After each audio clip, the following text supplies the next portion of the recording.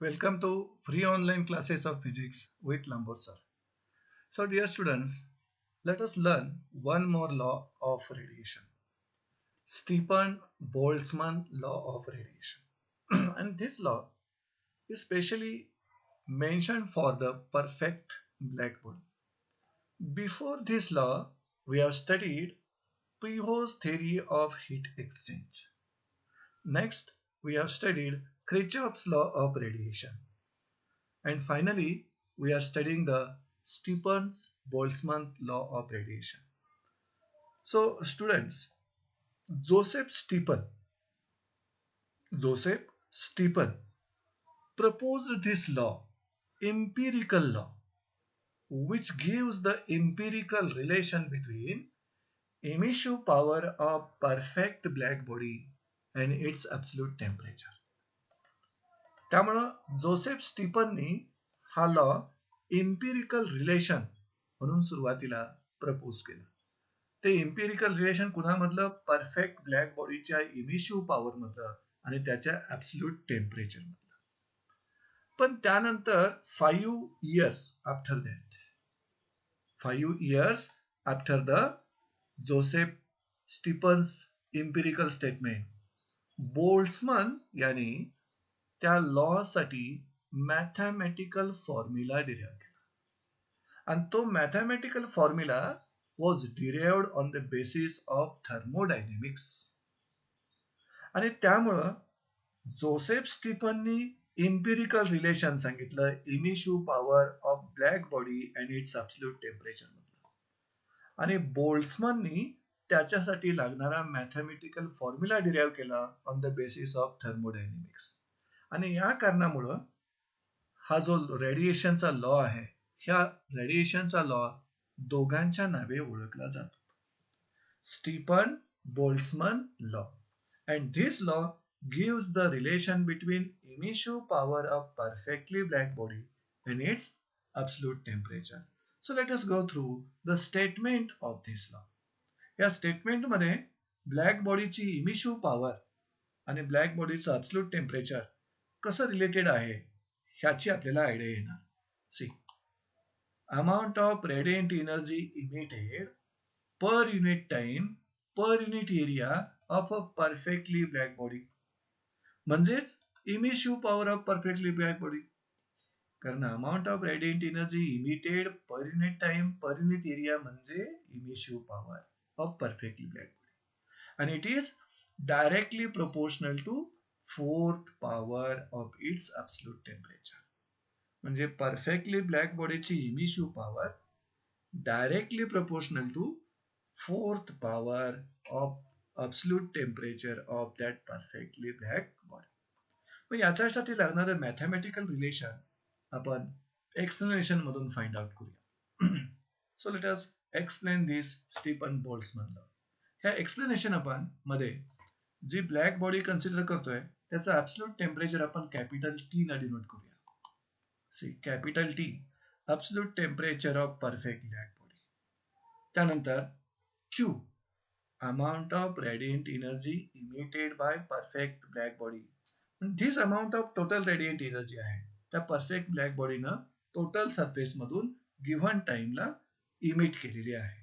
त्यानंतर perfect black बॉडीचा surface area capital A, surface area of perfect black body. आणि ही जे अमाऊंट इमिट झालेली आहे ह्या कम्प्लीट एरिया मधून इमिट झालेली आहे. आणि यासाठी जो टाइम फॅक्टर आहे, टाइम ड्युरेशन आहे, तो तुमचा T, time for which perfect black body emits radiant energy.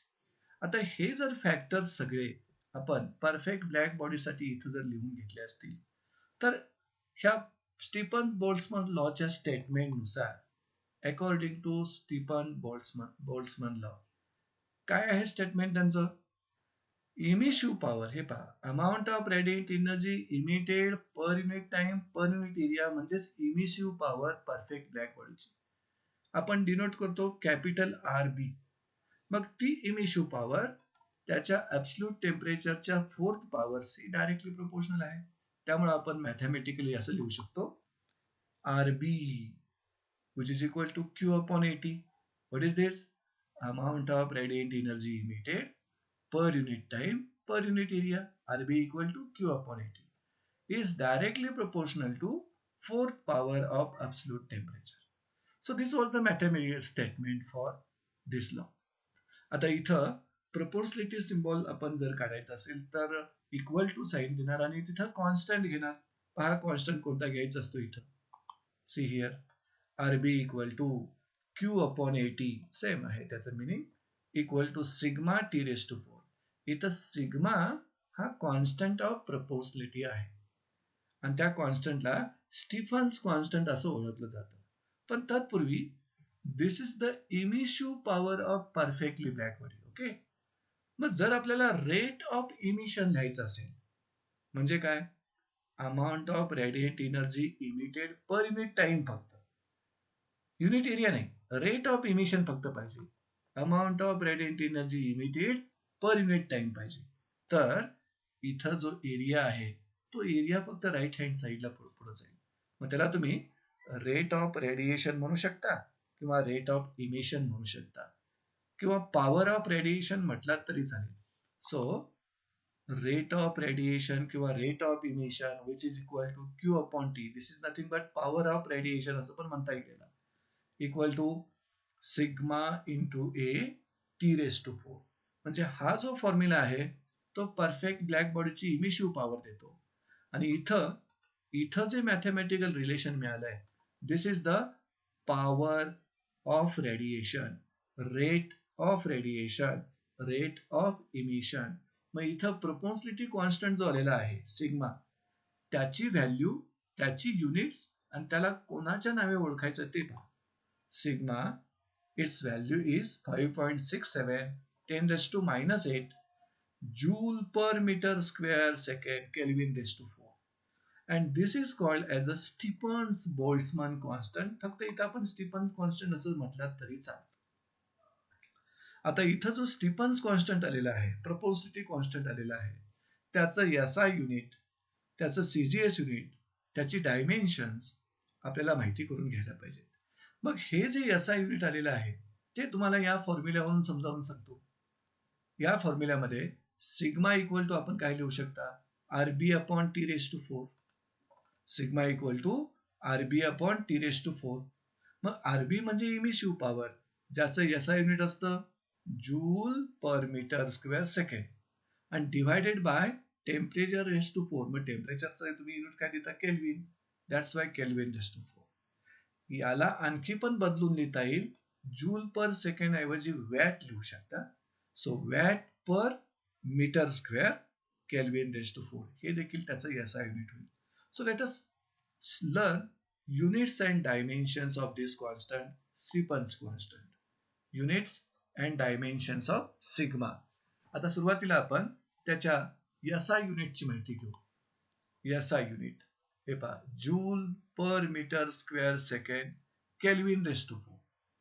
हे sigma equal to EB upon T या फॉर्म्युल्यावरून आपण लिहिलं. और जूल पर सेकंड म्हणजे watt, watt per metre square kelvin raise to 4. दोन्हीही SI युनिट ऍक्सेप्टेड आहे. SI युनिट कळलं असेल तर यावरून CGS युनिट लिहिणं एकदम सोपं. जूल ऐवजी तुम्ही अर्ग लिहिणार, मीटर ऐवजी सेंटीमीटर लिहिणार, second kelvin raise to 4 as it is. So CGS unit तुम्ही पहा, erg per centimetre square second kelvin raise to 4. आता या SI युनिट वरून किंवा CGS युनिट वरून त्याची डायमेन्शन्स आपण मिळवू शकतो. जूल ही एनर्जीचं युनिट आहे, म्हणजे एनर्जीची डायमेन्शन्स काय येणार, M1 L2 T मायनस 2 न्यूमरेटरला, आणि डिनॉमिनेटरला काय येणार L2 T raise to 1 K raise to 4. मग यातील L2 डिनॉमिनेटरचं आणि न्यूमरेटरचं L2 कॅन्सल होऊन 0 होणार, L रेस टू 0 मिळालं. हे T1 न्यूमरेटरला गेल्यानंतर -2 आहे न्यूमरेटरला आणि हे -1 -3 होणार आणि K रेस टू -1 म्हणजे फायनल डायमेन्शन मध्ये L रेस टू 0 येईल, M रेस टू 1 येईल. पहा, L raise to 0, M raise to 1, T raise to -3 आणि K raise to -4. So these are the units and dimensions of sigma. आता इथं आपल्याला एक गोष्ट लक्षात ठेवावी लागेल. कोणती? Power radiated by perfect black body. Power radiated म्हणजे क्यू अपॉन टी, बरं का? Q upon T, rate of emission किंवा रेट ऑफ रेडिएशन त्याला म्हणतात. तर power radiated by perfect black body कुणावर डिपेंड आहे आणि कुणावर डिपेंड नाही हे आपल्याला लक्षात असायला पाहिजे. So power radiated by perfect black body म्हणजे rate of radiation of black body depends only on its absolute temperature. त्या ब्लॅक बॉडीच्या अब्सोल्यूट टेम्परेचरवर रेट ऑफ रेडिएशन किंवा पॉवर रेडिएटेड डिपेंड आहे. मग डिपेंड कुणावर नाही? त्या बॉडीच्या कलरवर, त्या बॉडीच्या मटेरियलवर किंवा त्या बॉडीच्या सरफेस एरियावर पॉवर रेडिएटेड डिपेंड नाही. फक्त ती power radiated depends upon absolute temperature of that black body, but not on any other characteristics such as color of that body, material of that body, or surface area. So this is Stephens-Boltzmann law for perfect black body. So let us learn Stephens-Boltzmann law for ordinary body. See here, आपण perfect black body साठी Stephens-Boltzmann law शिकलो. RB equal to आपल्याला मिळालं Q upon T equal to sigma T raise to 4. आता ordinary बॉडीसाठी हा Stephen's Boltzmann law कसा आपल्याला लिहिता येईल बघूया. पुन्हा एकदा स्टीफन बोल्ट्झमन लॉ हा रिलेशन देईल emissive power of body and its absolute temperature. So for that Stefan Boltzmann law for ordinary body, let A equal to surface area of the perfectly black body. Perfectly black बॉडीचा surface area आपण capital A समजून घेतलेला आहे. Then amount of radiant heat emitted per unit time by the body. Perfectly black बॉडीचा unit time मधून किती radiant energy emit झाली म्हणजे rate of radiation, rate of emission, power of radiation म्हणजे क्यू अपॉन टी ची value. See here, that is rate of radiation equal to Q upon T equal to A sigma T raise to 4. So this is the rate of radiation for perfect black body. For ordinary body, आपल्याला सर्वांनाच माहिती आहे ordinary बॉडीसाठी Kirchhoff's लॉनं coefficient of absorption equal to coefficient of emission आपल्याला prove करून दिलेला आहे. आणि तो कोइफिशियंट ऑफ इमिशन म्हणजेच emissivity is the ratio of emissive power of ordinary body to the emissive power of perfect black body. ते relation आपण use करूया. ऑर्डिनरी बॉडीसाठी हे दोन कोइफिशियंट्स इक्वल असतात आणि हा कोइफिशियंट ऑफ इमिशन म्हणजेच emissivity is the ratio of emissive power of ordinary body to the emissive power of perfect black body. आता यावरून emissive power of ordinary body R equal to लिहू शकता ए इंटू आरबी किंवा E into RB. पहा कसं लिहिता येईल. Therefore emissive power of ordinary body equal to A into RB or E into RB. मग यावरून आपल्याला amount of radiant energy emitted, amount of radiant energy म्हणा किंवा हीट म्हणा emitted per unit time per unit area of ordinary body. म्हणजेच या पूर्ण मोठ्या सेंटेन्स ऐवजी तुम्ही म्हणू शकता emissive power of ordinary body. इथं कशाने डिनोट केले आपण? कॅपिटल आर ने डिनोट केले. Equal to E into RB. Emissive म्हटलंय ना म्हणून, ऍब्झॉर्प्टिव्ह असतं तर ए इंटू आरबी लिहिलं असतं. हा कोइफिशियंट ऑफ ऍब्झॉर्प्शन आहे म्हणून. त्यामुळं R equal to E into RB आणि आरबीची व्हॅल्यू आपल्याला माहिती आहे sigma T raise to 4. See R equal to A sigma T raise to 4 और R equal to E sigma T raise to 4. So this is nothing but Stefan-Boltzmann law for ordinary body, which gives relation between emission power of ordinary body and its absolute temperature. आता इथं ह्या दोन इमिशिव्ह power मध्ये म्हणजे perfect black body आणि ordinary बॉडीच्या इमिशिव्ह power मध्ये फक्त इमिसिव्हिटी हा फॅक्टर आलेला आहे. परफेक्ट ब्लॅक बॉडीच्या फॉर्म्युलामध्ये ई इक्वल टू 1 असतं किंवा ए इक्वल टू 1 असतं. पण ऑर्डिनरी बॉडीच्या value E is less than 1. That's why the formula differs here. So this is Stefan's Boltzmann law for ordinary body. आता आपण त्याच ऑर्डिनरी बॉडीचा रेट ऑफ रेडिएशन किंवा रेट ऑफ इमिशन किंवा power radiated by ordinary body काढायचं असेल, म्हणजेच कशाची व्हॅल्यू क्यू अपॉन टी ची. मग क्यू अपॉन टी काढायचं असेल तुम्हाला, तर हे आर इमिशिव्ह पॉवर म्हणजे क्यू अपॉन ए टी ना. मग त्यातलं क्यू अपॉन टी पाहिजे असेल तर फक्त ए इकडे शिफ्ट होईल. See here Q upon T equal to A sigma A into E sigma T raise to 4. Minor change आहे रेट ऑफ रेडिएशन मध्ये. इथं रेट ऑफ रेडिएशन पहा लेफ्ट साईडला, इथं रेट ऑफ रेडिएशन ब्लॅक बॉडीचा आहे जिथं A sigma T raise to 4, आणि इथं रेट ऑफ रेडिएशन ऑर्डिनरी बॉडीचा आहे. फरक कशाचा आहे पहा, इमिसिव्हिटी इथं व्हॅल्यू लेस दॅन 1 असल्यामुळं ई लिहावं लागतं, पण इथं इमिसिव्हिटी 1 असते, त्यामुळे तिथे ई लिहिलं नाही तरी चालतं. So this is rate of emission, rate of radiation किंवा power radiated by ordinary body. हा फॉर्म्युला आपल्याला मिळाला. वेअर हे कॅपिटल टी आणि कॅपिटल ए म्हणजे काय असतील बरं. Capital T is the absolute temperature of ordinary body आणि कॅपिटल ए म्हणजे काय असेल, surface area of ordinary body. So in this way we studied Stefan-Boltzmann law for perfect black body as well as Stefan-Boltzmann law for ordinary body. आणि त्या दोन्ही बॉडीचा rate of रेडिएशनचे हा जो फॉर्म्युला आहे तो परफेक्ट ब्लॅक बॉडीसाठी आहे रेट ऑफ रेडिएशन, आणि हा जो फॉर्म्युला आहे तो ऑर्डिनरी बॉडीसाठी आहे rate of radiation. So let us go through one more expression. See here, we want to express rate of loss of heat by perfect black body. आता जर perfect black बॉडीचा तुम्हाला हीट लॉसचा रेट पाहिजे असेल तर perfect black body should be kept in surrounding at lower temperature. म्हणजे सराउंडिंगचं temperature lower पाहिजे आणि परफेक्ट ब्लॅक बॉडीचं टेम्परेचर हायर पाहिजे, तरच इमिटेड एनर्जी आणि ऍब्झॉर्ब्ड एनर्जी म्हणजे फरक असेल. इमिटेड एनर्जी जास्त असेल आणि ऍब्झॉर्ब्ड एनर्जी कमी असेल, म्हणजे तिथं net rate of loss of heat मिळेल तुम्हाला. त्यासाठी we will consider perfectly black body kept in surroundings at lower temperature. म्हणजे black body is at higher temperature and surroundings is at lower temperature. मग त्या परफेक्टली ब्लॅक बॉडीचं आपण absolute temperature capital T न समजून घ्या. Capital T absolute temperature of perfect black body, आणि सराउंडिंगचं absolute temperature T0 denote करूया.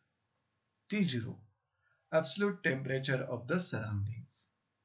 After that surface area of the body, perfect black बॉडीचा सरफेस एरिया कॅपिटल ए, आणि बाय स्टीफन्स बोल्ट्झमन लॉ. आता Stephen's Boltzmann law वरून आपण जर इमिशिव्ह power लिहायची असेल आपल्याला परफेक्ट ब्लॅक बॉडीची, तर ती emissive power RB equal to sigma T raise to 4. आणि त्या इमिशिव्ह पॉवरला आणखी काय म्हटलं जातं पहा ब्रॅकेटमध्ये, amount of radiant heat emitted per unit time per unit area of the black body. Is that it? म्हणजेच इमिशिव्ह पॉवर. या पूर्ण ब्रॅकेटला तुम्ही इमिशिव्ह पॉवर म्हणू शकता त्या ब्लॅक बॉडीची, आणि सिम्बॉलनं लिहायचं असेल तर आरबी लिहू शकता equal to sigma T raise to 4. आणि this is the heat emitted by body. Is that it? मग इमिटेड जर असेल radiant energy, that depends upon temperature of body, आणि जर ऍब्झॉर्ब केली असेल त्या ब्लॅक बॉडीनं तर ती amount of heat depends upon the temperature of surrounding. मग पुढचं सेंटेन्स पहा, जर त्या ब्लॅक बॉडीनं this amount of radiant energy emit केली असेल तर ती बॉडी ऍब्झॉर्ब पण करणार ना, previous theory of heat exchange नुसार. काय सांगते ते प्रिव्हस थेरी हीट एक्सचेंजची? एव्हरी बॉडी रेडिएट्स म्हणजे emits heat energy and absorbs heat energy from the surrounding at all temperatures except absolute zero. त्यामुळं जर त्या ब्लॅक बॉडीनं रेडिएट एनर्जी इमिट केली असेल तर ती बॉडी ऍब्झॉर्ब देखील करणार. फक्त emitted amount depends upon the temperature of body आणि absorbed amount depends upon the temperature of surrounding. So let us go through this expression. What is this? Amount of radiant heat absorbed per unit time per unit area of the body. म्हणजे this is the absorptive power of black body. What is this? Absorptive power of the black body. मग किती मिळेल तुम्हाला? Sigma T 0 हे पण Stephen's launch दिला आपल्याला. आता this is the emissive power and this is the absorptive power. मग जर ब्लॅक बॉडी हायर टेम्परेचरला असेल सराउंडिंग पेक्षा तर इमिशिव्ह पॉवर ग्रेटर असणार, ऍब्झॉर्प्टिव्ह पॉवर लेस असणार. त्यामुळे तिथं तुम्हाला नेट लॉस ऑफ हीट मिळेल. See here, therefore net rate of loss of heat per unit area of body. इथं लक्षात घ्या, rate of loss of heat म्हणताय तिथंच तुम्ही पर युनिट टाइम म्हटलेला आहे आणि पुढं पर युनिट एरियाच आहे. म्हणजे loss of heat per unit time per unit area of body असं आपल्याला पाहिजे. मग ते कसं मिळेल? इमिटेड हीट पर unit time per unit area minus absorbed heat per unit time per unit area. So sigma common येईल दोघांच्या मधून, T⁴ मायनस T⁴. आता जर तुम्हाला हा loss of heat per unit time per unit area मिळाला असेल तर मला फक्तच net rate of loss of heat पाहिजे असेल, युनिट एरिया नको. पूर्ण बॉडी मधून किती net rate of loss of heat झालं, म्हणजे फक्त युनिट टाइमला हीट लॉस किती झाली ते आपल्याला पाहिजे. मग त्यासाठी हा जो एरिया आहे तो एरिया फक्त राईट हँड साइडला शिफ्ट करावा लागेल. See here, therefore net rate of loss of heat by the body ते आपण dq बाय dt किंवा q अपॉन dt न पण डिनोट करता येईल. Net rate of loss of heat by body म्हणजे याचा अर्थ radiant heat lost per unit time by body.